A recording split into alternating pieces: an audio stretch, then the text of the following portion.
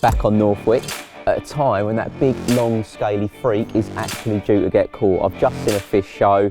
I'm going to get my zig back over there, hopefully get a bite for you. Hopefully get the bite for you.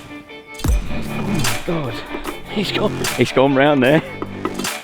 Well, what about that for a proper, fully scaled? I was only just saying, weren't I, with every bite now, you think it could be it. Could be a brace of 40's, this.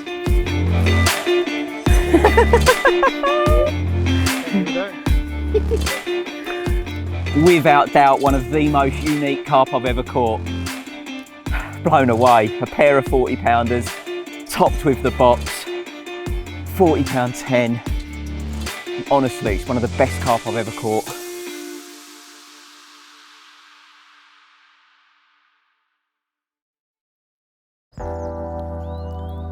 Arthur, we're going to help Neil. We're going to help Uncle Neil.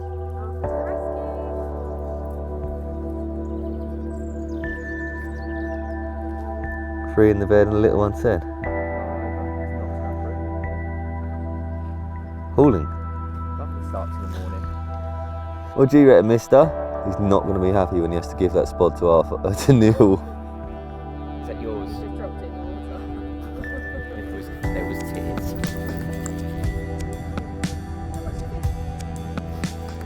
Right, so we're going to let a couple of them go, are we, yeah? Yeah, gonna let the smaller two go.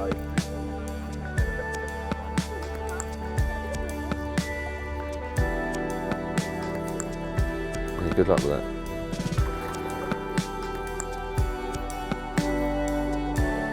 There's one.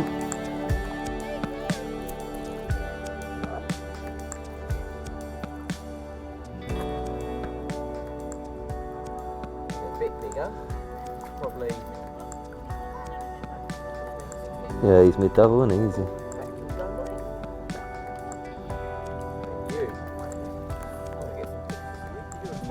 This is the bigger one. Let's get him out.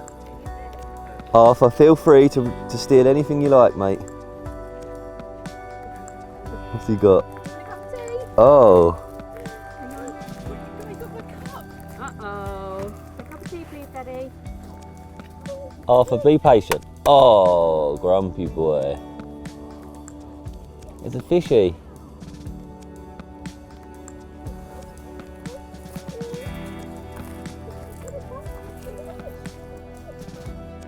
It's not looking good for Arthur as a fisherman, is it? Not really. Oh, he's a banger. He's a nice one, isn't he?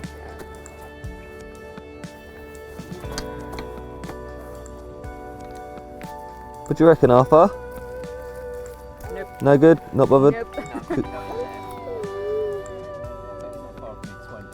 No, he's definitely 23, 24 at least, isn't he? Lovely bit of lens flare in the top there. Look. Ooh. He's a nice colour, to be fair and all. Ooh, my battery's about to run out. At 35% that did. Good work, Neil. Shall I put something on the story, maybe? Oh yeah, do you want to take a picture of your phone? Yeah. And,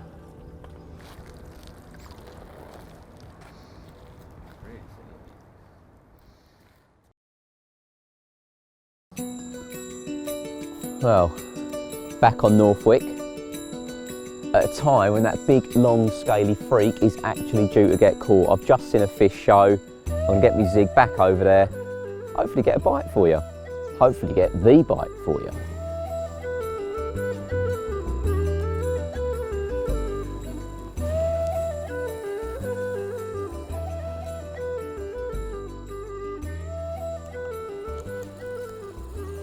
Tiny bit short of where that fish showed.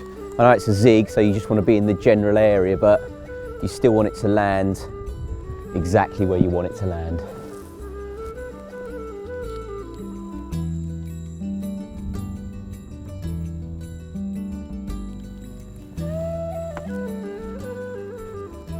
Well, second time lucky. Come on.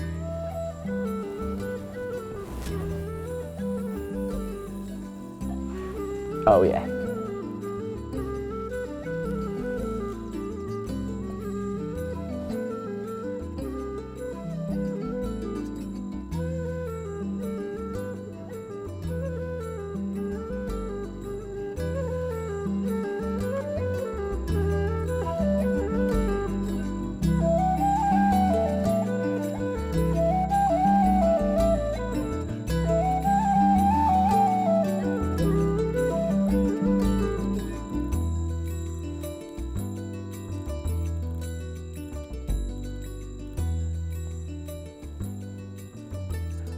Oh, there's one right on the other zig.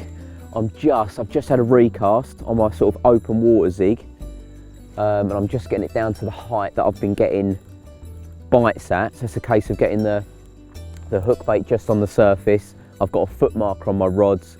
I know exactly how far to wind it down into the zone I've been catching from. So that one is now at depth, and it's in an area where I've just seen a fish show. And whilst I've been doing that one, I've got a rod tucked into the bay where I caught from yesterday, and one has just shown back in that zone. So all of a sudden, two shows in completely separate parts of the lake, but I feel like I've got them both covered. Come on, Ziggs. Come on, the monkey. Hey, Elliot, come on, the monkey. Your favourite. Good guy.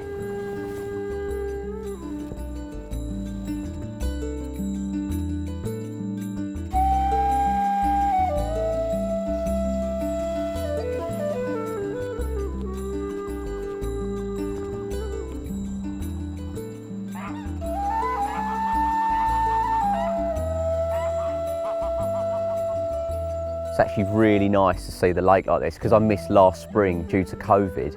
It's the first time literally in 2 years that I've seen water around this back channel. Now, you've heard me reference the place that James's lives when there's water in here, and he does, but he tends to do a capture out in the main lake. His first capture in spring is often out there, that's why I'm fishing out there, obviously. But once that capture's done, he gets in here, sulks for the best part of 3 months, and then all through that time, this is being used as an irrigation place, so the water level is gradually going down, and it's like it gets to a certain level and he knows he's got to get out, otherwise he's going to get trapped. And once he's then back out in the main bowl, that's when he gets caught. And the weird thing is, for a fish that's so big, lots and lots of people have fished in here during that spell after he's been caught in the spring. You can see him nearly all the time, but I can think of 2 captures coming from here, and they've both come right at the end of that sort of early summer spell, just before he heads out into the main lake. There's definitely that signal that he knows, and he knows he then heads back out and does that flurry of captures.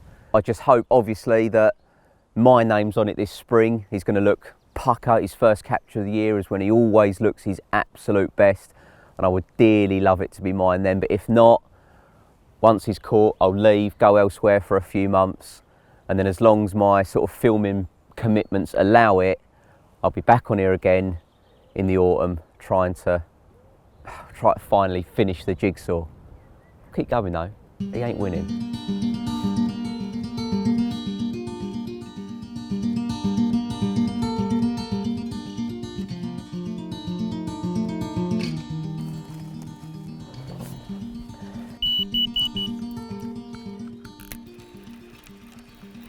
I'm just repositioning one of my zigs. I had a bite yesterday, tucked right up in the corner of this little bay, and with this sun out, being out of the wind, I'm convinced they're going to turn back up in the same zone. So rather than having to cast when they're already there and risk spooking them, get it set, wait for the carp to turn up.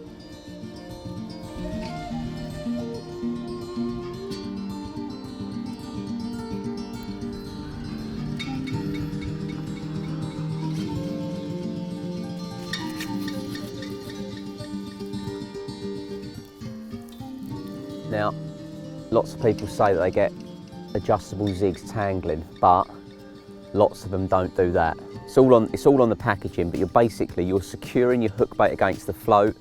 When that hits the water, that instantly comes off and they separate. And then so you have to slowly pay your float up. If you try to go too quickly, that is obviously far more buoyant than my little bit of foam, and then you risk another tangle if you just open your bail arm and wait. So pay it off a little bit like you would if you were using a marker float, watch for it to hit the surface, and then you can work out how far down you want to present it.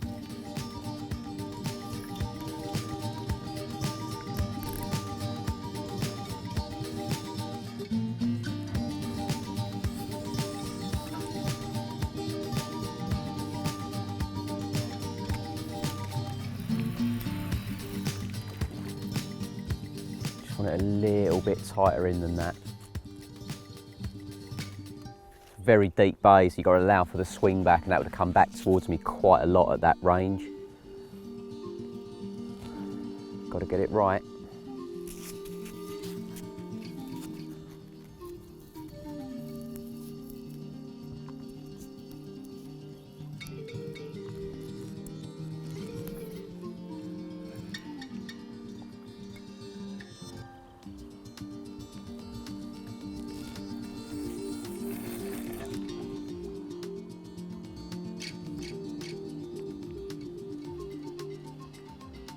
Right, it's in position, just slowly letting the line off, literally one turn of the spool at a time.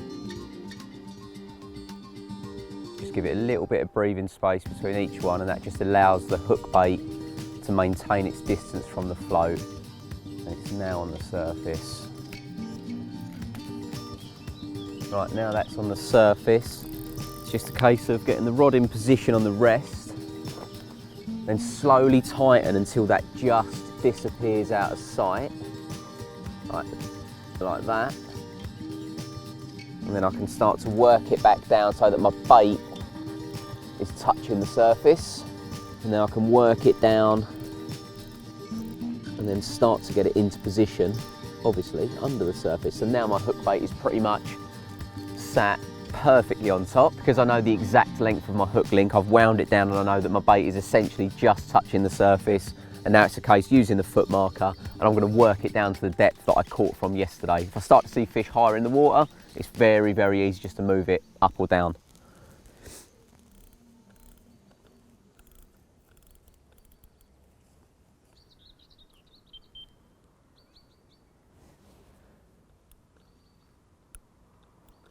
Coming out of winter and into the early part of spring, for me, that's when zigs come absolutely into their own.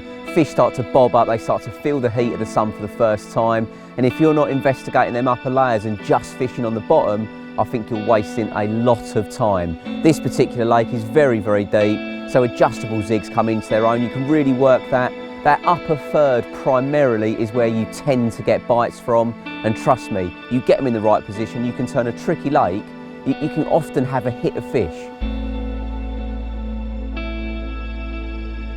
Now, a little addition that I started to make to my zig fishing a couple of years ago was the inclusion of a couple of dendrobinas onto my hook bait. Now, the way you do it, you thread a little bit of floss actually through the top of your foam. So you put your foam hook bait on as normal, thread the floss through using a bait needle, take a couple of worms, obviously the juiciest ones in the box, and then you essentially have to thread that worm along a bait needle. So you concertina it in and out, thread one on either side of your floss that's hanging around, and then you simply tie it up in a few granny knots. And what you essentially get is a little bit of foam with what looks like a brain of worms on the top. But the goodness that they ooze out, that little bit of movement, trust me, it gets you bonus bites.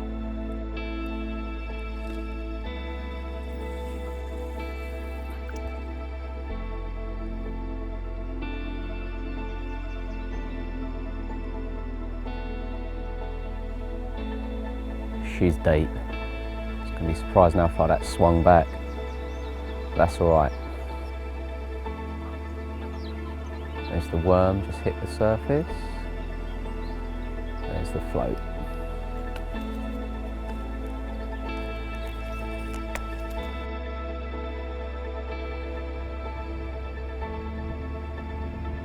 Yeah, mate, that's in the zone. That's fucking right in the zone. That hook bait can't be any more than about 5 foot from him. It's that little explosion of bubbles. I've kept my eyes peeled on this bay because the fish have been spending a lot of time in here, and yesterday, early afternoon, I started to notice the first few moving into the area. So I positioned a couple of zigs in, sort of all day, changing the depth, trying to instigate a bite, and nothing really happened until coming into the evening when I repositioned a zig, got the depth obviously spot on because within a few minutes of it being in position, I had a lovely common called Vivs at 32.5 pound. Now, what's more exciting is that today it's going exactly the same. Whilst it doesn't look very warm, because it isn't, when that sun comes out and the wind just drops a little bit, instantly you can feel the temperature go up. As soon as I started looking in there again, when that sun was out, there was 2 fish just patrolling the back margin. So the zigs are set. Like I said, I got them in position before I anticipated the carp turning up, and so far it's going to plan. Just need to get the right depth and hopefully we can get another one. Just wait for them noises to stop beeping. What did I say? What did I say? They're beeping. they're about to land, but they're furious. They didn't want to be filmed. So I was just talking to Dave about it. He's like, "We'll go back the other way, get in the other side of the lake." Are you waiting for me to talk? Yeah. Okay. Not about the geese. Okay.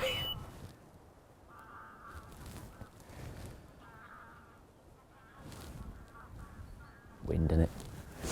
Okay. 7 nights. Is it?